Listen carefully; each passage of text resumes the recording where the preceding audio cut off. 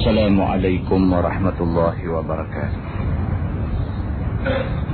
Alhamdulillah, nahmaduhu subhanahu wa ta'ala wa nashkuruh wa nu'azzimuhu wa nukabbiruh.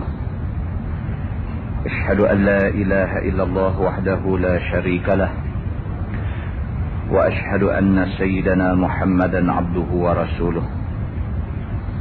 ونصلي ونسلم على هذا النبي الكريم سيدنا وحبيبنا ومولانا محمدا الأمين وعلى آله وأصحابه أجمعين. أما بعد، أيها المؤمنون اتقوا الله، أوصيكم وإياي بتقوى الله، فقد فاز المتقون. Muslimin dan muslimat, mudah-mudahan dirahmati Allah subhanahu wa ta'ala. Kita menggunakan Bahrul Mazi jilid 9. Bahrul Mazi jilid 9. Malam ni kita masuk satu tajuk, muka surat 187. Muka surat 187, tajuk baru, bab ma ja'a fi anna al-'ariyata mu'addah. Itu bab yang datang pada menyatakan hadis bahawasanya pinjaman itu dipulangkan dia. Malam ni nak tengok satu tajuk, kita kalau pinjam barang orang wajib bagi balik. Pinjam barang orang wajib bagi balik, tak boleh buat harta. Ketahuilah saudaraku, apabila seseorang itu pinjam satu-satu daripada saudara dia, nescaya wajib dipulangkan barang yang dipinjam itu. Jadi, kita ni bukan jahat, tapi jenis buat mudah. Bukan jahat, bukan ada niat nak curi barang kawan, tapi perangai tu jenis buat mudah. Bila dia ambil, dia dah duduk buat lupa macam tu. Dengan kerana sifat ambil mudah itu, kawan kita jadi susah. Barang dia kita pinjam, dengan kerana kita pinjam, dia tak ada barang tu sampai ganggu kerja dia. Sedangkan barang yang kita pinjam tu kita ambil terus ke kita. Pasal apa? Pasal kita sikap, kita ni sikap ambil mudah. Maka agama nak bagi tahu dekat kita, dia kata bila pinjam mesti bagi balik. Kata dia sekiranya pinjamnya itu berkait dengan hari atau jam, nescaya wajib dipulangkan pada masa cukup janji itu. Kalau kita pinjam dengan janji, minggu depan hari Isnin aku bagi balik, Isnin mesti dibagi balik. Pasal apa? Pasal pinjam itu pinjam yang berkait dengan jam dan masa dan hari dan sebagainya, mesti tepat pada hari yang kita janji. Aku pinjam ni 5 hari, minggu depan aku bagi balik. 5 hari kena pergi bagi balik. Ini disiplin sebagai orang Islam. Yang apabila kita tidak patuh kepada disiplin ini, orang nampak Islam tak cantik. Orang tengok Islam ni tak cantik, maka orang kata Islam ni tak boleh pakai. Sebenarnya Islam tu amat-amat boleh pakai. Yang tak boleh pakai ni kawan hak mengaku Islam ni. Dia ni yang tak boleh pakai. Dia membawa fitnah kepada agama Islam. Kerana Islam mai kepada kita dengan ajaran yang cukup cantik. Islam perkemas semua elok-elok. Ikut betul-betul yang ni, mulia orang Islam. Seluruh dunia orang Islam akan jadi orang yang mulia. Begitu. Dan jika tidak berkait pada hari atau masa, maka hendaklah dikembalikan kepada tuannya pada waktu habis guna. Kalau kita pinjam tak ada janji bila nak bagi balik, tak janji, maka kita kena bagi balik apabila kita dah habis guna benda tu. Kita pinjam cangkui di rumah dia, pinjam cangkui kita tak janji, esok pukul 9 aku nak bagi balik, kita tak janji macam tu. Pinjam cangkui sah, kita kata ambil cangkui, selepas kita guna, habis guna kena bagi balik. Jangan dah habis guna kita taruh sah, kau esok nak guna lagi. Yang tu pergi beli sendiri. Yang tu pergi beli sendiri.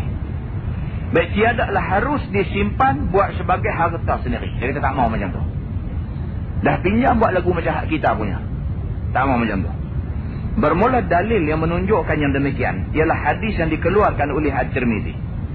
Katanya an Abi Umamah radhiyallahu anhu qala sami'tu an-nabiy sallallahu alaihi wasallam yaqul fi khutbati 'am hajjatil wada' al-'ariyatu mu'addah waz-za'imu gharib wad-dainu maqdiyun.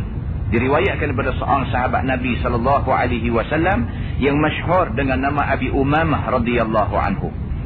Katanya, aku dengar Nabi SAW bersabda ia pada khutbahnya. Tahun dia mengerjakan haji yang bernama Haji Wada. Bermula barang pinjaman itu dipulangkan dia. Dan orang yang menjadi tukang dhamin seseorang itu ialah orang yang berhutang.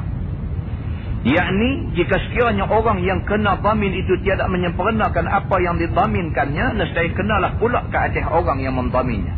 Dan bermula hutang itu dibayarkan dia. Yakni wajiblah atas yang berhutang itu membayar hutangnya. Itu dia. Waktu Nabi pergi buat haji wada'. Haji yang penghabis. Maksud penghabis itu ialah itulah satu-satunya Nabi buat haji. Nabi buat haji sekali aja. Nabi SAW dia pergi buat haji sekali aja. Kita ni kira tera lebih daripada Nabi. 5 kali buat haji. Kita ni. Nabi SAW tu sendiri sekali aja buat haji. Nabi buat haji, lepas tu Nabi wafat. Itu cerita Nabi. Kita hari ni dah pergi 2 kali dah, daftar lagi, nak pergi lagi. Akibat dia apa? Akibat dia ramai orang yang tak pergi lagi, tak boleh pergi. Kota terhad. Orang yang tak pergi lagi ramai. Hari ni tuan-tuan, kalau tahun ni tuan-tuan pergi daftar haji, 7 tahun ke depan. 7. Saya baru telefon tabung haji. 7 tahun ke depan. Ni kalau daftar hari ni, 7 tahun ke depan. Tahun lepas kalau daftar 3 tahun ke depan. Tahun lepas 3 tahun ke depan. Tahun ni daftar 7 tahun ke depan. Maka orang yang sudah pergi buat haji, sudahlah, tak usah pergi dah. Bagi orang yang tak pergi lagi, ramai lagi orang yang tak pergi lagi. Sedangkan haji itu rukun Islam. Bagi mereka ni peluang pergi pula. Dan bagi orang yang kerja dengan kerajaan ni, kalau nak pergi haji, pergi laki bini sekali pergi. Jangan laki pergi dulu, bini tak pergi lagi, esok balik main, bini nak pergi pula, dia nak kena pergi sekali lagi. Mengganggu kota orang lain.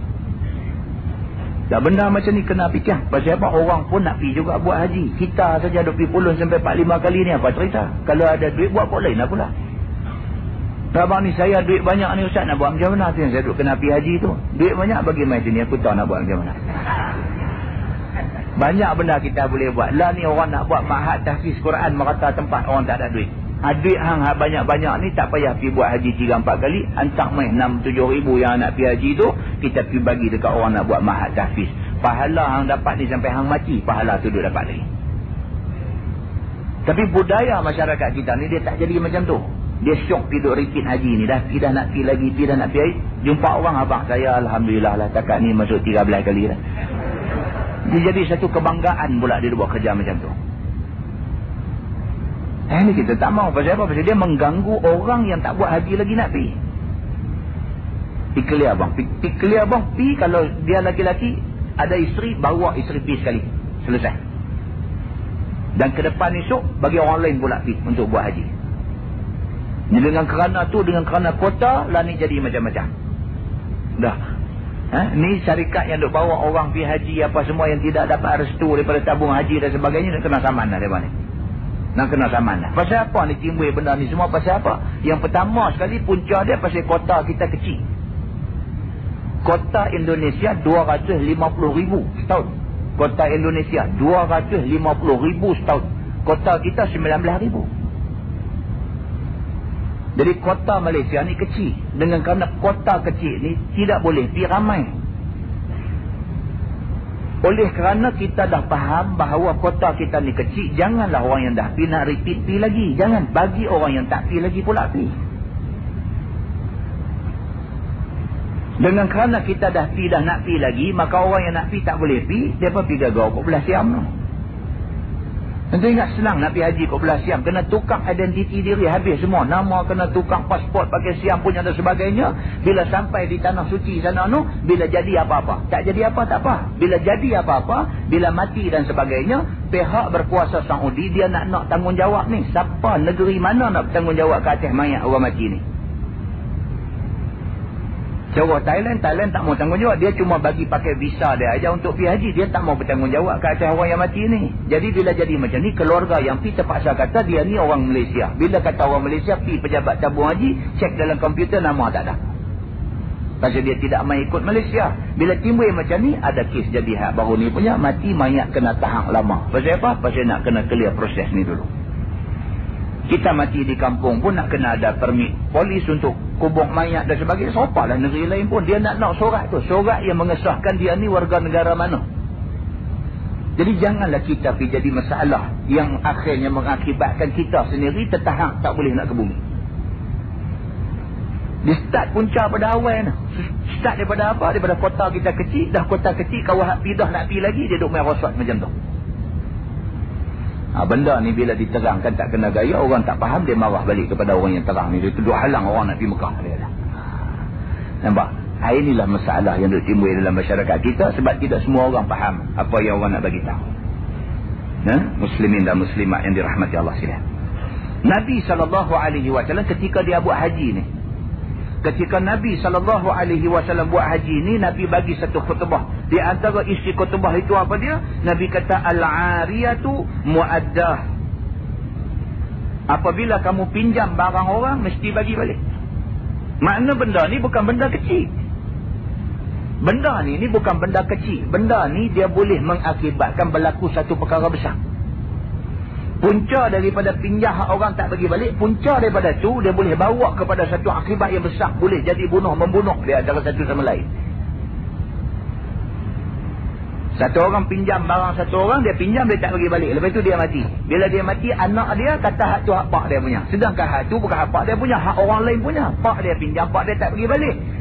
Kawan tu mai tuntut barang dia. Yang anak si mati ni tak tahu kata barang ni hak dia punya, dia ingat hak pak dia punya. Jadi berkeli-berkeli sampai jadi bunuh. Tentu ingat benda kecil tak boleh bawa pergi sampai ke situ lah.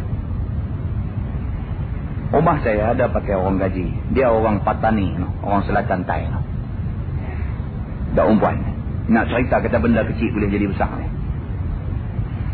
Hari tu ni dia dah abang kata nak berhenti kerja dah. Dia kata ustaz, dia pun ingat nak berhenti kerja dah. Pasal apa? Pasal dia ingat balik ni nak kahwin. Kita kata tak apa lah. Balik pergi. Tengok mai pula. Nak kerja pula. Kata hari tu kata nak kahwin. Dia kata tak jadi kahwin. Pasal apa? Pasal tunang dia hak janji nak kahwin dengan dia tu dah lambat sangat. Dia tunggu dia menikah dengan orang lain. Tak apalah, kata tak ada jodoh hang. Kata kita itu makna dia tak ada jodoh. Tak apalah, kerjalah lagi. Cuti balik dia pula. Balik mai pada cuti tu pula dia kata apa? Dia kata ustaz, dia kata mujur sungguh dia kata. Orang petani cakap bunyi Kelantan lah. Dia kata mujur sungguh, dia kata tak kahwin dengan dia tu itu. Dia kata pasal apa? Dia kata kalau kahwin jadi janda lah. Ini pasal apa? Apa kena dengan kawan tu? Dia kata kena tembak mati dah. Pasal apa kena tembak? Punca dia daripada bini kawan tu. Bini tu, hak lelaki-lelaki tu sudah bergaduh dengan bini jiran sebelah rumah pasal berebut tempat jemuk kain. Ni nak cerita benda kecil ni.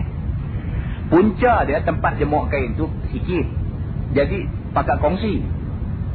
Dia ni bawa keluar kain baju setimba nak jemuk, kau ni bawa keluar kain baju setimba nak jemuk. Dia berebut nak tempat sidai kain tu.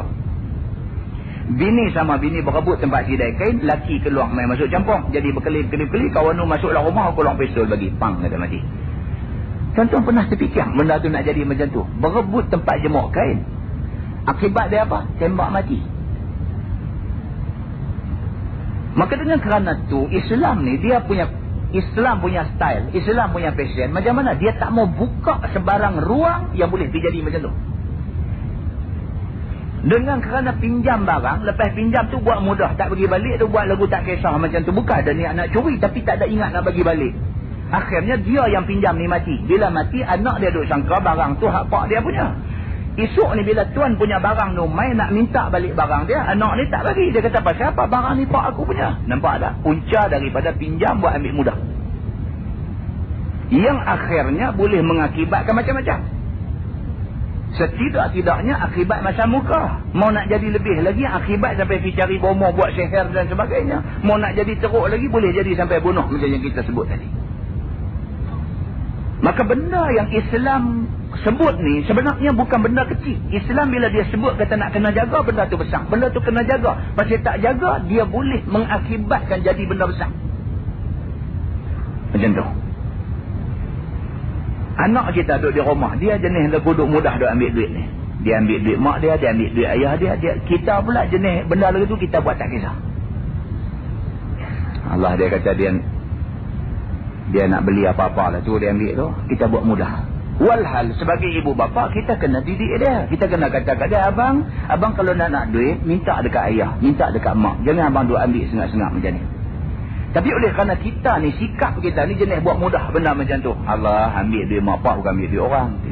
Kita buat mudah. Maka akhirnya sudah jadi tabiat dia ambil hak orang punya ni. Sudah jadi tabiat. Bila dia pergi masuk sekolah asrama, dia duk ambil duit kawan dia. Bila dia masuk asrama, dia ambil duit kawan dia. Pasal apa? Pasal masa dia duduk di rumah, dia duduk ambil duit mak dia. Dia duduk ambil duit ayah dia. Mak dengan ayah dia anggap benda tu kecil. Islam tidak mau jenis didikan macam ni. Islam tidak mau sikap ambil mudah macam ni. Islam tak mau. Islam mau semua benda mau ikut peraturan. Walau anak hutang duit bapa sekalipun, Islam kata apa? Islam kata, "Iza tadayantum bidainin ila ajalin musamma faktubuh." Islam kata kalau kamu hutang duit satu-satu orang, pastikan hutang yang kamu buat dengan janji nak bayar pada satu tempoh esok ni, hutang itu disuratkan. Buat surat perjanjian bahawa saya hutang duit kamu, saya akan bayar pada sekian-sekian masa. Faktubuh, dia guna fi'il amar, maka hendaklah kamu tulis dalam satu surat mengatakan kamu hutang duit. Pasal apa? Tak mau esok jadi apa-apa. Tak boleh buat mudah, tak boleh kata tak apa. Maka inilah yang Nabi SAW waktu buat kerja haji ini, waktu tu Nabi bagi satu khutbah. Di antara isi khutbah dia, Nabi kata al-ariyatu muaddah. Nabi kata barang yang kita pinjam mesti bagi balik. Begitu. Waz-za'imu gharim. Dan yang kedua, Nabi SAW pesan dalam khutbah dia, dia kata dan ada pun orang yang menjamin orang yang berhutang, maka dia dianggap seperti orang yang berhutang. Nampak? Kawan kita hutang, kita jadi garantor, kita pergi jadi penjamin dia. Bila kawan yang hutang ni tak bayar hutang, kita ni wajib bayar hutang bagi pihak dia. Pasal apa? Hang pergi jadi penjamin dia dulu. Sebab tuan-tuan, benda ni kita kena jaga. Bila masyih kita tengok satu macam ya, dia minta kita jadi penjamin, kita kata tak boleh, saya dah jamin ramai orang dah. Pasal apa? Pasal esok nak jadi macam ni. Dia hutang tak bayar, kita kena. Dia yang hutang, dia yang ambil manfaat, ambil nikmat daripada duit yang dia hutang. Dia tak bayar, kita pula kena duk bayar. Adakah itu peraturan dunia yang bukan disuruh oleh Islam? Tak, itu peraturan Islam. Islam kata bila kamu bersedia untuk menjadi penjamin kepada orang yang nak berhutang, maka kamu yang jadi penjamin itu juga dianggap sebagai orang yang berhutang. Dari segi apa? Dari segi tanggungjawab nak membayar hutang kawan yang bagi hutang tu. Kalau kawan ni tak bayar, hang kena bayar. Nabi SAW sebut benda ni ketika Nabi buat haji wada' dulu. Sahabat kata, ya Rasulullah, dia kata, adakah kalau aku ni turun dalam perang jihad ini, dosa aku akan diampunkan oleh Allah Subhanahu wa ta'ala? Nabi kata kat dia, na'am, ya. Nabi kata, kalau sekiranya hang turun pergi berperang jihad dan hang mati syahid, dalam keadaan hang sabar dalam menahan sakit sebelum mati, dalam keadaan hang ikhlas kerana Allah pergi berperang ni, dan hang mati dalam keadaan maju ke depan nak berperang, bukan nak cabut lari daripada musuh. Kalau 3 syarat ini dipenuhi, dosa kamu akan diampunkan oleh Allah Subhanahu wa ta'ala semua sekali. Nabi kata tadi. Lepas Nabi kata lagu tu, Nabi kata ke dia tadi, lagi sekali, Nabi kata, apa kamu kata tadi? Nabi tanya gitu sekali lagi ke dia. Seolah-olah macam Nabi nak minta kepastian. Hang tanya apa tadi? Sahabat ni kata balik ke Nabi, dia kata, kalau sekiranya aku turun dalam perang jihad ini dan ditakdirkan aku mati dalam perang jihad ini, adakah aku dianggap mati syahid yang boleh menyebabkan Allah ampun semua dosa aku? Dia ulang lagi sekali. Nabi kata tadi, ya. Nabi kata, kalau sekiranya kamu turun perang dan ditakdirkan kamu mati syahid, hal keadaan kamu pula sabar dalam menahan sakit sebelum mati itu, hal keadaan kamu pula ikhlas di dalam nak turun perang itu, hal keadaan kamu pula mati ketika kamu sedang marah ke depan nak serang musuh, bukan kamu nak lari daripada medan perang, kamu adalah mati syahid dan Allah ampun semua dosa kamu kecuali utang. Nabi kata sikit, Nabi tambah di ujung tu, kecuali utang. Dosa Allah ampunkan, tapi utang yang kamu hutang tapi kamu tak bayar, yang tu tetap sangkut juga. Kalau isteri kamu, anak kamu tidak tolong lunaskan utang itu, tidak tolong bayar utang itu, maka kamu sangkut juga di padang mahsyar esok ni. Hadis itu hadis sahih riwayat Imam Muslim. Muslimin dan muslimat yang dirahmati Allah sekalian. Kata At-Tirmizi, dan pada bab ini ada riwayat daripada Samurah dan Safwan dan bin Umayyah dan Anas, dan katanya bermula hadis Abi Umamah ini ialah hadis yang hasan lagi gharib, dan sesungguhnya diriwayatkan daripada Abi Umamah daripada Nabi SAW lain daripada ini wajah. Masalah merosakkan barang yang dipinjam hak orang itu apa hukumnya? Ini pula dahlah pinjam barang orang bagi lingkup. Mai kata ni aku pinjam motor hang sah. Contoh kata tapi aku nak pakai. Nah nak pakai bila? Aku malam ni nak pakai. Nak pergi dengar ceramah. Aku nak pinjam dekat petang ni dah. Ambil pi tojum parik mana kan dengan motor tu. Mai hantar balik dengan magat pun patah, dengan apa semua, jadi handle pun kiat dan sebagainya. Apa hukumnya kita pinjam barang orang kita bagi rosak? Apa hukum dia? Ya saudaraku, apabila meminjam seseorang akan kitab atau apa-apa benda kepada seorang saudaranya, tiba-tiba rosak kitab itu di dalam tangan orang yang meminjam itu, apa hukumnya? Kata dia telah bersalah-salahan ulama.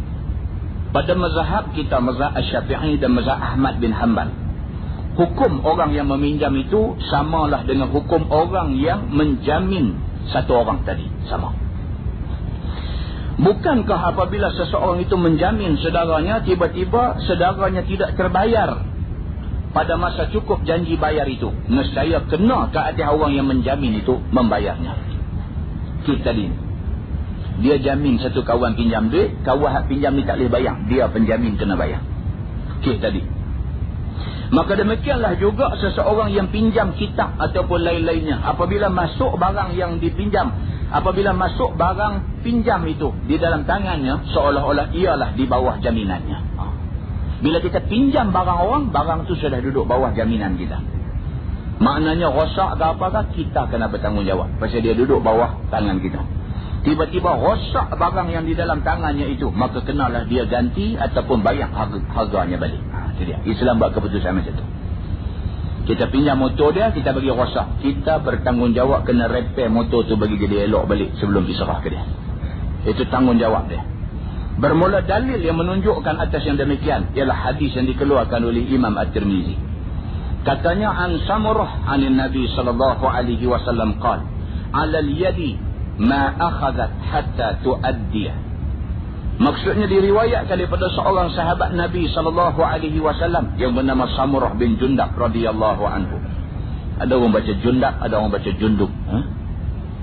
Daripada Nabi SAW sabdanya, atas tangan orang yang meminjam itu apa yang telah diambil pinjam dari tangannya, daripada tangan yang empunyanya, sehingga ditunaikannya dan dipulangkannya sebagaimana ia ambil. Itu dia. Hadis itu maksudnya menjadi tanggungjawab orang yang pinjam terhadap barang yang dia pinjam tu, sehinggalah dia bagi balik. Kalau dia pinjam elok, dia kena bagi balik elok. Dia tak boleh pinjam elok bagi balik rosak. Dia kata aku tak tahu, aku ambil, aku tak ada buat apa, aku tahu rosak. Hang pi perbaik, kata-kata. Cerita dia macam tu. Kalau tidak pakat lepas tangan, maka kena nayahlah, sudahlah kawan tu buat baik bagi hang pinjam barang dia. Kata dia kena terima pula barang rosak selepas dia buat baik kan hang. Jadilah tuan-tuan dalam masyarakat kita benda macam ni. Dia pinjam, dia bagi lingkup, lepas tu dia tak mau cakap dengan kita. La ilaha illallah. Hang mai pinjam barang aku, bukan aku pinjam barang hang. Hang mai pinjam barang aku, lepas tu hang bagi rosak, lepas tu hang tak mau cakap dengan aku. Apa jenis orang hang ni? Sama dengan orang main minta hutang ke kita. Dia main minta nak berhutang, kita bagi duit ke dia, dia janji nak bayar balik 3 bulan lagi. Lepas 3 bulan jumpa kita lari. Sudahlah hang main pinjam, aku buat baik, aku bagi hang pinjam duit tu, lepas tu tak mau nak cakap dengan aku pula, duk lari. Pasal apa? Masyarakat kita ni macam tu lah. Masyarakat kita ni macam tu lah. Mulalah kawan hak bagi pinjam ni, kemudian tak bayar balik, mulalah dia nak merepek. Dia kata tengok ke janggut bagus dah. Dia mulalah. Dia mulalah pasal apa? Padahal janggut tu bukan ada salah apa. Salah kawan tuan punya janggut tu. Tapi benda ni bila dia jadi macam tu, kawan dia nak sedekah. Dia tengok ke lilit saban tu cantik lah dia lah. Dia nak cari lah, dia nak cari. Dia kata tengok ke jubah labuh tu cantik sangat lah. Tengok ke tu dia nak marah lah tu. Tak pasal aja janggut serban jubah ni pergi kena. Pasal apa? Bukan salah janggut, bukan salah serban, bukan salah jubah. Salah tuan punya janggut serban jubah tu. Dia ni dia pakai apa pun, kalau dia jenis tak guna, dia tak guna juga. Bahkan dia membawa fitnah pula kepada pakaian Rasulullah ni. Dia membawa fitnah. Dia hanya ambil janggut, dia hanya ambil serban, dia hanya ambil jubah. Dia tidak ambil akhlak Rasulullah tu, dia tak ambil. Yang ni yang kadang-kadang kita pun nak marah. Kenapa? Dengan kerana sikap dia tu, Islam terfitnah. Muslimin dan muslimat yang dirahmati Allah sekalian. Maka Islam ini dia kata apa? Dia kata udkhulu fis silmi kaffah. Kita kalau nak masuk dalam Islam, dalam kesejahteraan ini, masuk semua. Jangan ambil Islam tang tempat-tempat tertentu saja. Nak ambil Islam tang ni saja, nak ambil tang ni saja, nak ambil tang ni saja, tang lain tak mau ambil. Tak mau. Kita kalau nak ambil Islam, ambil semua sekali. Kalau tidak, tak usah semua sekali. Senang macam tu. Kalau tidak duk mengaku Islam, tapi dalam masa yang sama duk marah ke undang-undang Islam. Islam apa nama hang ni? Itu duk contoh lain pula tu. Okay. Hang mengaku hang orang Islam. Marah sangat kalau sekiranya orang nak menafikan keislaman hang. Marah sangat. Tapi tiap-tiap hari bercakap, cakap duk cerca hukum Islam. Apa jenis manusia hang ni? Tiap-tiap hari boleh bercakap, cerca sunnah Nabi. Tiap-tiap hari boleh bercakap, duk pelekeh orang-orang yang mengikut sunnah Nabi dan sebagainya. Mengaku Islam tapi tidak seperti mana yang kita duk mengaku tu. Tak mau macam tu. Maka itu sebab Islam dia kata apa? Dia kata udkhulu fis silmi kaffah. Dalam Quran Allah kata kalau nak masuk Islam, masuk semua sekali. Dan mengambil juzuk-juzuk yang tertentu ni Islam marah semua. Allah buat turun ayat khusus bagi orang yang jenis nak pilih-pilih Islam ni. Afatu'minuna bi ba'dil kitabi wa takfuruna bi ba'd. Allah kata, adakah kamu nak beriman setengah, kamu nak engkar setengah?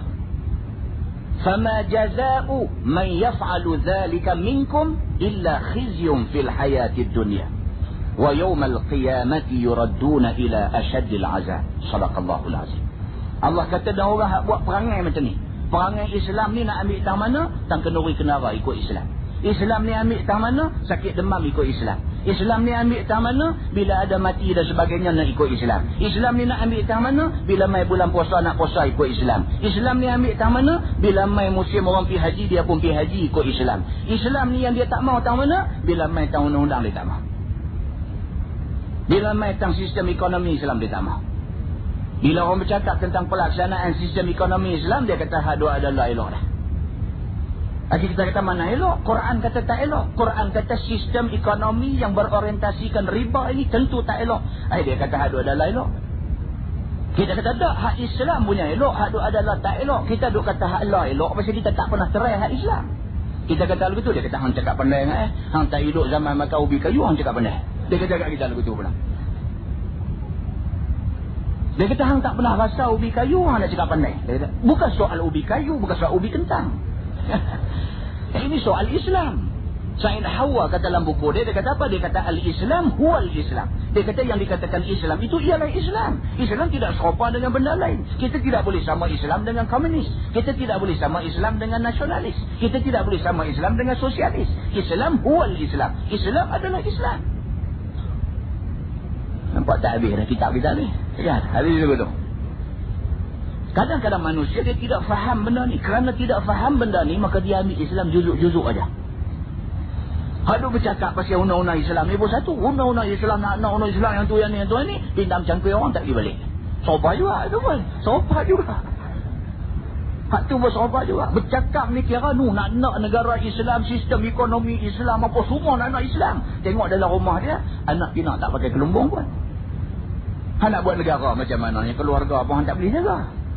Nampak tak? Ni semua contoh-contoh yang kita nak bawa, nak tunjuk bahawa orang ni dia punya keliru dengan Islam ni, dia main rabut ikut hak mana dia nak rabut saja. Sedangkan Islam ni tidak begitu sifat dia. Islam ni dia punya coverage menyeluruh semua sekali. Barulah orang nak kata ke kita tak boleh. Nak kata ke kita, tengok kita pun okey, tengok anak bini kita okey, tengok semua kita jaga. Seberapa daya boleh jaga kita jaga. Allah bantu kita insya-Allah. Begitu. Nah, muslimin dan muslimat yang dirahmati Allah sekalian. Kata At-Tirmizi, ini hadis hasan lagi sahih. Dan sesungguhnya telah berjalan setengah daripada ahli ilmi, daripada sahabat Nabi SAW dan lain daripada mereka itu kepada ini hadis. Dan kata mereka, menjamin orang yang meminjam itu akan apa yang dipinjamnya, maka ialah perkataan Syafi'i dan Ahmad. Itu dia. Orang yang jamin barang, kawan yang pinjam barang, maka dia seolah-olah meminjam barang itu. Maka dia wajib bayar kalau kawan yang pinjam tidak bayar. Begitu. Dan kata setengah daripada ahli ilmi, daripada sahabat Nabi SAW dan lain daripada mereka itu, tiada jamin atas orang yang pinjam, yakni tiada binasa barang pinjaman itu di dalam tangan orang yang meminjam, maka tiada apa kena ganti ataupun kena bayar, melainkan apabila melampaui gunanya ataupun diancil-ancilkan dan tiada ambil endah dengan hak orang.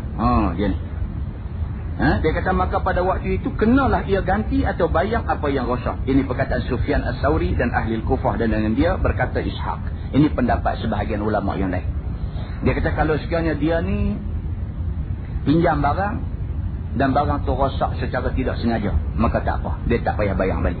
Tapi kalau sekiranya dia pinjam barang, kemudian dengan kerana dia buat memperancil-ancilkan, maksud dia buat ambil mudah, dia buat lebih kurang dengan baik, barang tu rosak, maka pada ketika itu barulah dia kena ganti. Itu pendapat Sufyan As-Sauri. Tetapi dalam mazhab Asy-Syafi'i, macam kita kata tadi, hang pinjam barang orang, apa juga cerita rosak hang ganti. Macam tu sudah. Baik, tajuk baru. Bab ma jaa fil ihtikar. Iaitu bab yang datang pada menyatakan menaruh simpan barang perniagaan kerana menanti masa mahal. Ada orang di jenis ni. Dia beli barang, peram, tunggu harga mahal, jual. Kan? Beli tanah, taruh. Dia beli harga 16,000, tunggu harga naik sampai 100,000, dia jual. Boleh ke tak boleh dalam agama? Beli saham masa murah, tunggu lah saham semua murah, turun duit ayah, berapa duit beli, taruh. Esok ekonomi pulih balik, naik barang semua mahal, jual, dapat duit ke dia banyak. Boleh ke tak boleh buat kerja macam ni? Benda ni dia panggil ihtikar. Ketahuilah saudaraku, telah muwafaqah ulama haram taruh simpan kerana menanti masa mahal. Kata Imam Nawawi dalam syarah Muslim, telah berkata ashab kita, menaruh simpan yang haram itu ialah tertentu menaruh simpan makanan sahaja. Nasib baik. Nasib baik. Imam An-Nawawi, dia mazhab Asy-Syafi'i. Imam An-Nawawi kata yang tak boleh ni barang makanan saja. Lain pada tu tak apa. Beli tanah, dengar kata tanah di Matangkat Telunjuk murah, pergi beli tanah di Matangkat Telunjuk, beli harga 5,000 aja. Beli bila? Tahun 70 dulu ni. Beli harga 5,000. Tatolah orang main minta beli ke 150,000. Daripada 5,000 orang minta beli 150,000. Salahkah kalau sekiranya dia nak jual, dia nak ambil harga 150,000, sedangkan dulu dia beli 5,000? Salah ke tak salah? Mengikut Imam An-Nawawi berdasarkan kepada mazhab Asy-Syafi'i, tidak salah. Pasal apa? Pasal itu tanah, bukan makanan. Kalau makanan, salah. Begitu. Saham macam mana? Saham pun kalau sekiranya dia bukan makanan, dia tidak salah. Dia kira macam tu. Baik, iaitu dibeli makanan itu pada waktu mahal kerana meniaga dan tiada dijual akan dia pada waktu itu, bahkan disimpan akan dia supaya naik harganya lagi. Seperti seorang saudagar apabila padi pun sedang naik harganya, maka mulalah ia masalah menghimpunkannya dan menaruh simpannya di dalam gudangnya supaya ia nanti naik mahal akan harganya pada masa orang berhajat kepada padi itu, dan ialah tidak berhajat, hanya membuat perniagaan dan mencari untung yang lebih sahaja. Dan adapun habuan dirinya dan habuan makannya dengan anak isterinya dan orang yang wajib atasnya sudah ada. Yang ni salah. Padi ni barang makanan. Masa padi banyak dia beli, dia buat stok kat dia, dia simpan dalam stok dia. Bila mai masa beras tak ada, orang nak makan sampai beras tak ada, masa tu dia ambil kesempatan. Dia buat keluar beras dia jual dengan harga yang bukan-bukan. Dan orang terpaksa beli, pasal benda di benda makan, orang terpaksa beli. Maka perbuatan dia ini perbuatan yang haram dan dia berdosa. Dan dia dapat hasil daripada jual itu, hasil haram. Pasal apa? Pasal padi, pasal beras ini benda makan. Tak boleh macam tu. Baik, maka kelakuan saudagar yang menghimpun dalam masa mahal dan taruh nanti mahal lagi serta tidak berhajat, dan semua orang berhajat pada ketika itu, maka itulah kelakuan yang haram. Perbuatan dia tu ambil beras simpan dan sebagainya, benda tu benda makan. Yang esok ni bila orang semua pakat nak benda tu tak ada, ketika tu baru dia jual dengan harga yang mahal. Ini perbuatan yang haram. Kerana dia menyakiti orang semuanya. Orang jadi susah dengan kerana perangai dia ni. Yang lain tak apa. Dalam mazhab Syafi'i, lain daripada barang makanan tak apa. Tuan-tuan tahu pasal apa harga getah jatuh teruk lah ni? Tahu pasal apa? Pasal Amerika lah. Pasal Amerika lah. Amerika ni dia ada satu benda, dia panggil stok penimbal. Dia ada stok penimbal timah, dia ada stok penimbal getah, dan lah ni dia dah buat stok penimbal minyak kelapa sawit. Saya baca ada satu majalah hari tu ni, dia kata Amerika Syarikat mempunyai stok petrol sahaja. Stok petrol. Dia negeri dia tak ada minyak. Dia beli minyak daripada Cocok Arab atau apa cerdik ni. Dia beli minyak daripada Saudi, dia beli minyak daripada Iraq, dia beli minyak daripada negeri-negeri Arab ni. Dia beli, dia taruh dalam satu stok. Yang dalam majalah tu kata sekira-kira kalau sekiranya negeri Arab ni semua masyarakat sepakat kata tak mau jual lah minyak dekat Amerika. Kata bila negeri-negeri Arab ni pergi bersidang OIC, mereka bersidang hasil persidangan itu buat keputusan. Mula daripada hari ni kita tak sejual dah minyak dekat Amerika ni. Pasal Amerika ni laknat sungguh. Dia dah buat rosak orang Islam seluruh dunia. Kalau sekiranya negara-negara Arab Islam buat keputusan tidak mau jual minyak kepada Amerika Syarikat, dia tulis dalam majalah tu, dia kata Amerika Syarikat boleh hidup dengan minyak yang dia simpan sahaja selama 5 tahun tanpa perlu minta minyak daripada luar. Dia boleh guna minyak yang dia simpan tu saja selama 5 tahun. Guna semua sekali. Semua sekali. Macam biasa. Hidup macam biasa. Macam minyak tak ada masalah ni. Dia boleh hidup macam tu selama 5 tahun. Tu dia punya kuatnya stok minyak yang ada kat dia. Jadi dia tak jadi apa? Nak jadi apa-apa ni siapa? Negeri Arab. Pasal apa? Pasal minyak tu temuak keluar. Nak jual orang tak mau beli. Ni tak mau jual dekat Amerika. Bila tak mau jual kat Amerika, nak jual kat siapa? Nak jual kat Somalia nak bayar tak ada duit. Minyak dia mau, duit tak mau bayar. Jadi akhirnya apa? Akhirnya lumpuh ekonomi dia. Pasal minyak dia orang tak beli. Minyak duk keluar. Ni orang-orang yang duk buat kerja di pelantak minyak, di tempat pam minyak. Orang-orang ni semua nak kena bayar gaji. Nak bayar gaji, duit nak ambil mana? Duit nak kena ambil daripada orang beli minyak. Dia tak mau jual dekat Amerika. Orang lain tak mau beli. Minyak duk keluar. Apa dia nak buat? Gaji puak ni siapa nak bayar? Dia duk main kalang kabut duk tu. Jual juga. Jual juga. Amerika kata kami tak mau juga. Tak apa ambil juga, ambil. Jual murah. Amerika beli pula. Beli buka stok lain pula disimpan minyak tu. Itulah yang duk jadi dalam dunia lah ni. Dia ada stok penimbal timah. Apabila toki-toki timah di Malaysia ni bincang, mai kita penaik sikit harga biji timah. Okey tak apa. Setuju nak penaik. Bila tawarkan harga yang tinggi dalam pasaran, Amerika tengok, oi Malaysia nampak nak jual bagi mahal. Dia buat keluar stok penimbal timah dia ada dalam stok. Dia buat keluar bagi banyak. Teori ekonomi dia kata apa? Dia kata apabila barang banyak, harga turun. Di teori ekonomi, bila barang banyak, harga turun. Kita penaik harga kita mahal, orang tak beli. Pasal apa? Pasal barang banyak, orang beli hak murah. Bila tawaran melebihi daripada permintaan. Itu bahasa ekonomi. Jadi buat apa? Jadi akhirnya timah kita keluar, kita siapa nak beli? Pasal kita jual mahal, orang duk beli hak murah. Jadi macam ni juga tadi nak buat macam mana? Barang duk keluar, kita nak kena jual juga. Pasal apa? Pasal duit yang orang beli tu kita nak bayar gaji orang yang kerja lombong. Jadi macam mana? Akhirnya terpaksa turun. Turun pada tahap harga biasa pun dia tak mau beli. Dia tekan kita bagi buah murah lagi. Kita terpaksa juga pasal mau duit. Kita turun lagi murah, dia beli. Dia tak boleh nak lepas daripada mereka ni. Tak boleh nak lepas. Harga getah baru ni pun jadi macam tu. Dia bawa keluar getah yang ada dalam stok dia dengan getah tiruan dia, dengan getah dia duk simpan sampai dia bawa keluar bagi banyak. Bagi banyak, harga kita jatuh habis. Jatuh sampai rapat. Contoh mudah kita kata lagu ni lah. Main musim durian.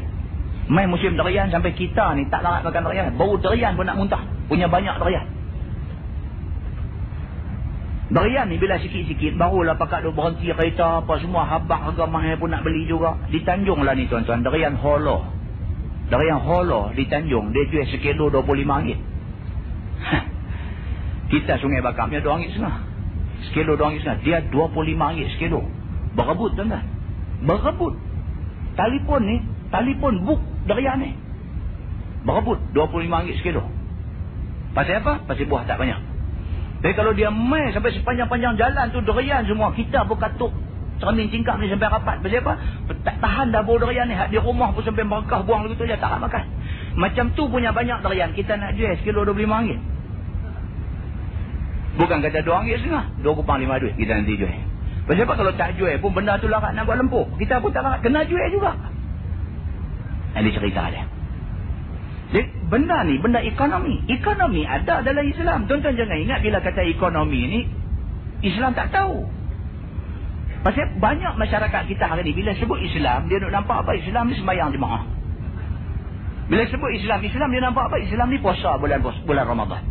Sebut Islam ni apa? Islam ni kena himpun duit pergi Mekah. Islam ni apa? Islam ni masuk Jawi.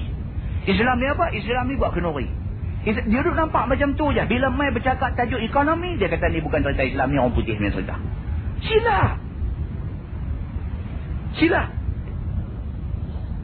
Muslimin dan muslimat yang dirahmati Allah sekalian. Pasal Islam menawarkan semua sekali. Islam ada politik, Islam ada ekonomi, Islam ada sistem sosial, Islam ada satu bentuk program pendidikan, Islam ada semua sekali. Dan tajuk kita nak baca malam ni adalah tajuk ekonomi. Islam tidak benarkan sebarang usaha dalam bentuk monopoli yang kemudiannya mempunyai kepentingan sendiri. Islam tak mahu macam tu. Islam tidak mahu wujud satu gergasi ekonomi yang kaya raya dalam sebuah negeri yang dia ni mengatur segala-galanya tentang ekonomi dalam negara. Tak mahu. Dia kontrol semua. Sampai dia bersin pun stok market jatuh. Kita tak mahu macam tu.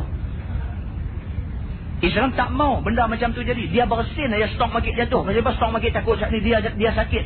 Sakit jatuh habis semua stok market. Dia bersin pun stok market takut dah jatuh habis di stok market. Maknanya ini suasana tidak sihat dalam sebuah negara yang nak kepada Islam. Ini suasana tidak sihat. Faham ke tak tahu? Ya, cerita dia dulu tu. Dia tinggi sikit tajuk hari ni, dia tinggi sikit. Macam mana dia duduk main tajuk monopoli, dia duduk main tajuk apa ni, tinggi sikit. Jadi maka Islam tidak membuka ruang kepada sebarang kemungkinan yang membolehkan orang memonopoli kekayaan yang ada dalam negara. Tak boleh. Begitu. Bermula dalil yang menunjukkan atas yang demikian ialah hadis yang dikeluarkan oleh At-Tirmizi. Kata dia an Ma'mar bin Abdullah bin Fadlah radhiyallahu anhu qala sami'tu Rasulullah sallallahu alaihi wasallam yaqul la yahtakiru illa khati'. Diriwayatkan daripada seorang sahabat Nabi SAW yang bernama Ma'mar bin Abdullah bin Fadlah.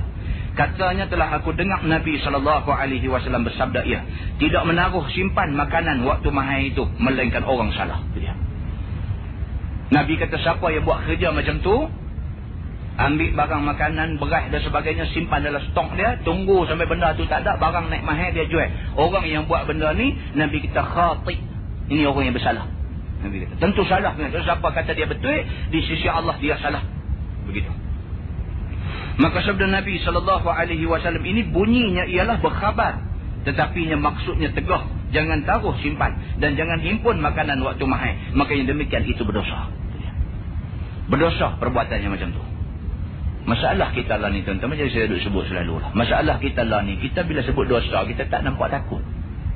Tak. Pasal apa? Pasal kita tiap hari buat dosa. Jadi kita tak ada takut dengan dosa ni.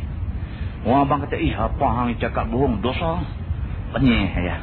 Lepas dia kata bohong sikit nah, aku besar pada tu aku buat. Maka dengan kerana itu kita tak sensitif dengan dosa. Sahabat Nabi dah. Sahabat Nabi bila Nabi kata likulli alfin, bagi setiap 1000 orang manusia 999 orang Allah akan bubuh di neraka, wa wahid fil jannah, satu akan masuk syurga. Menangis sahabat Nabi. Menangis. Pasal apa dia menangis? Pasal dia duduk berasa macam dia nak masuk hak 999 tu. Dia duduk nampak yang tu. Dia tak nampak dia nak boleh masuk hak satu yang akan dapat kota syurga ni. Dia tak nampak. Maka sahabat Nabi menangis. Nabi katalah hadis dia fa'ansha'al qaumu yabkun. Maka semua sahabat yang ada ni pakat menangis habis bila dengar Nabi kata macam tu. Sehinggalah Nabi kata dekat sahabat, kata Nabi SAW, tetapi aku minta kepada Allah supaya kamu yang ada depan aku lah ni, kamu masuk dalam kota yang satu tu. Barulah berasa redah sikit perasaan dia. Kita hari ni kalau dengar hadis tu, Nabi kata likulli alfin, bagi setiap 1000 ini 999 orang akan masuk neraka, satu masuk syurga, boleh duduk kenyah lagi. Pasal apa? Dia kata kuat satu tu. Dia lagu mana pun tak tahu. Dia duk berasa dia okey dah. Dia nampak aku satu tu. Alright, aku alright. Kan? Muslimin dan muslimat yang dirahmati Allah sekalian. Para sahabat Nabi ridwanullah alaihim ajma'in, bila Nabi kata macam tu, dia takut. Nabi kata, la yahtakiru illa khati. Tidaklah orang yang jenis duk ambil stok simpan banyak-banyak nak tunggu harga mahal ni baru nak jual, melainkan dia ni khati. Dia ni orang salah. Kok mana pun dia salah. Nabi kata macam tu. Sahabat takut bila Nabi kata macam tu. Kata hadis ni, faqultu li Sa'idin, ya Aba Muhammad, innaka tahtakir. Qala, wa Ma'mar qad kana yahtakir. Maksudnya, maka kata aku bagi Sa'id, yakni berkata Muhammad bin Ibrahim bagi Sa'id bin Musayyab, ya Aba Muhammad, bahawasanya engkau telah menghimpun taruh simpan, padahal Nabi menegur yang demikian itu. Sahabat ni pula dia kata ke sahabat yang seorang lagi, dia kata, wahai apa nama, ya Aba Muhammad, dia kata, wahai Sa'id bin Musayyab, hang pun ada duk simpan benda juga. Hang pun ada duk simpan benda juga, sedangkan Nabi tak bagi buat macam tu. Maka jawab Sa'id bin Musayyab. Sa'id bin Musayyab ni bukan calang-calang orang. Sa'id bin Musayyab ni dia tabi'in. Dia daripada kalangan tabi'in. Dia bukan sahabat Nabi, dia tabi'in. Saya cerita mesti tak gelugah baru ni. Sa'id bin Musayyab, dia ada anak perempuan seorang. Segak, bukan main. Ni, Sa'id bin Musayyab ni ulama hadis. Anak perempuan segak, bukan main. Sehingga ke segak anak dia ni sampai jadi bahan bercakap seluruh negeri. Semua orang tahu anak Tok Guru kita, anak Sa'id bin Musayyab ni, hak perempuan ni segak semua. Sehingga kan berita segak ni sampai ke pengetahuan khalifah pada masa tu. Khalifah pun mai ke rumah Tok Guru ni, ke rumah Sa'id bin Musayyab ini. Mai nak meminang anak Tok Guru ni, anak Sa'id bin Musayyab yang katanya lawa ni, dia nak meminang, nak bagi kahwin dengan anak laki-laki dia. Sa'id bin Musayyab tak terima pinangan khalifah, tak terima. Khalifah balik gitu saja. Balik khalifah ni, dia cepat-cepat pergi cari anak murid dia, nama Abdullah. Dia pergi tanya anak murid dia, dia kata, ya Abdullah, wahai Abdullah, dia kata, maukah kamu kalau aku kahwinkan kamu dengan anak aku? Abdullah jawab ke dia, aku tak ada duit. Dia kata lagi, mau tak kamu kalau aku bagi kamu kahwin dengan anak perempuan aku ni? Siapa tak kenal anak perempuan dia punya lawa, orang duk bercakap sana sini. Abdullah ni pun mau lah, kan? Tapi dia nak abang hak betul benar lah, dia tak ada duit. Dia kata, tapi aku tak ada duit. Ma'in di nuqud, aku tak ada duit. Dia kata, aku tak mau. Dia tanya lagi, mau ke tak kamu kahwin dengan anak aku? Aku tanya, kamu mau tak mau kahwin anak aku? Kau tanya, ada duit tak ada duit? Abdullah ni kata apa? Mau lah, kan? Dia kata, Abdullah, kalau kita pun mau. Dia kata, mau lah. Dia kata, kalau mau aku nak pergi nikah. Terus dia pegang tangan, aku nikahkan hang dengan anak aku. Berita Sa'id bin Musayyab bagi anak dia hak cantik ni kahwin dengan anak murid dia yang miskin ni sampai ke pengetahuan khalifah. Khalifah pun nak marah apa ada juga apa. Oh, pelik sangat orang tua ni, kan? Aku khalifah, dia kata aku nak minang anak dia, nak bagi kahwin dengan anak aku, bukan dengan aku. Aku kata dengan aku, hang tak kenal ke apa kan? Aku nak bagi dia kahwin dengan anak aku. Anak khalifah, siapa tak mau anak khalifah? Khalifah ni tentu punya duit bilion-bilion. Kan gitu, kita letak dia begitu. Aku nak bagi kahwin dengan anak aku. Pasal apa yang hang tak mau? Pergi rumah Tok Guru ni, pergi rumah Sa'id bin Musayyab. Dia kata, wahai Tok Guru, dia kata, aku nak tanya kamu lah, wahai Sa'id bin Musayyab, aku nak tanya kamu. Pasal apa baru kemarin aku main meminang anak kamu? Kamu kata anak kamu tak bersedia lagi nak kahwin. Tiba-tiba aku dengar kamu kahwinkan dia dengan budak miskin ni. Apa dia jawab dekat khalifah? Sa'id bin Musayyab jawab, dia kata, aku kahwinkan anak aku dengan budak ni kerana aku sayang akhirat dia. Faham? Mana kalau aku bagi anak aku kat hang, tak tahu apa jadi anak aku. Hang buat kacang parpu habis anak aku ni. Kan? Aku kahwinkan anak aku dengan anak murid aku yang miskin ini kerana aku sayang agama dia. Perkataan ulama, perbuatan sahabat dan tabi'in itu bukannya ia simpan taruh makanannya, bahkan ia yang lain daripadanya. Ulama bagi tahu sebenarnya yang Sa'id bin Musayyab dan juga Ma'mar ni buat bukanlah beli makanan simpan, tapi dia beli barang lain daripada makanan dan simpan. Istimewa pula ada keterangan yang kuat, iaitu kata Abu Isa, dan sesungguhnya telah diriwayatkan daripada Sa'id bin Musayyab, ia ada himpun taruh menanti mahal akan minyak dan kayu yang bernama khabr dan seumpama daripada itu. Dia ni bukan simpan makanan, dia jenis minyak dan sebagainya dia simpan, dia beli kayu-kayu dan sebagainya simpan, bila harga mahal dia jual. Dan benda ni tidak tegah oleh Nabi SAW, kerana yang Nabi tegah itu makanan, bukan benda lain. Maka menunjukkan yang lain daripada makanan seperti gandum, padi dan jagung dan sebagainya itu tidak haram ditaruh simpan menanti waktu mahal.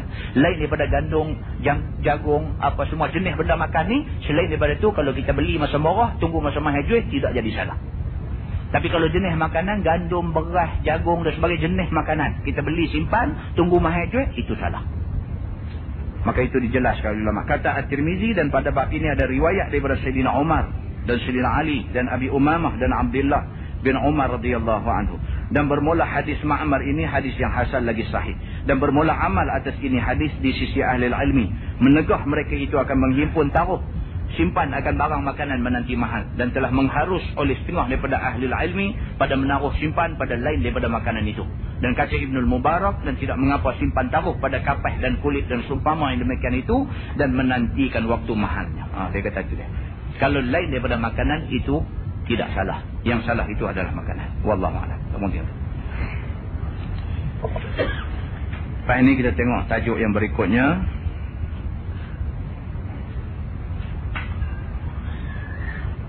Bab ma ja'a fi bai'il muhfilat. Ini tak berapa berkenaan dengan kita. Kita tengok tajuk yang berikutnya. Bab ma ja'a fil yamin al-fajirah yaqtati'u biha mal al-muslimah. Yang ini ada kaitan.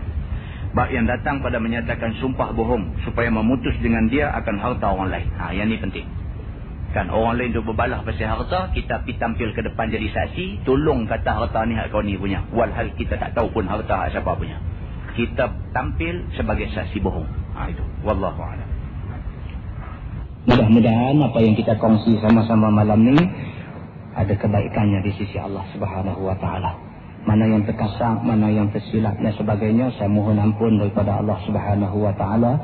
Saya minta maaf daripada tuan-tuan semua.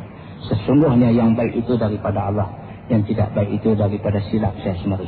Aqulu qawli hadza wa astaghfirullahal azim li wa lakum. Assalamualaikum warahmatullahi wabarakatuh.